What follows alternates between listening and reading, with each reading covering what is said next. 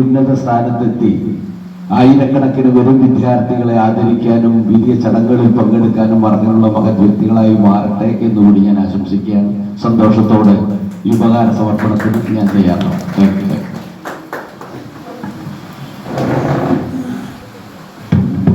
ഈ പ്ലസ് എല്ലാം മേടിച്ച പോലെ തന്നെ അംഗീകാരമുള്ളവരാട്ടോ ഒന്നില് കിട്ടിയവരൊക്കെ. ജയിച്ചവർക്കെല്ലാം ഒരേപോലെ അഭിനന്ദനാണ്. പക്ഷെ ഭാഗ്യദേവത കനിയ എന്ന് പറയുന്നു, ആ ഒരു വ്യത്യാസം മാത്രമേ അവർക്കുള്ളൂ. ഈ അംഗീകാരം എല്ലാവർക്കും അർഹതപ്പെട്ടതാണ് കേട്ടാ. ഇത് ഞാൻ പറയാൻ കാരണം, പണ്ട് ഞങ്ങളൊരു മറിമായ അവതരിപ്പിച്ചു.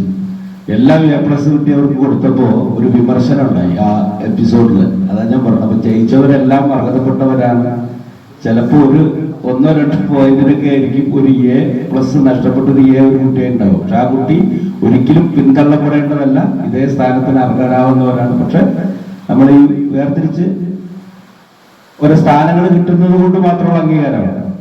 A+ എല്ലാം കിട്ടിയവര്, എല്ലാം A+, ഒരു കിട്ടിയവർ, അങ്ങനെയുള്ള വേർതിരിവില്ല. അപ്പൊ എല്ലാവർക്കും അഭിനന്ദനങ്ങൾ അറിയിക്കുക.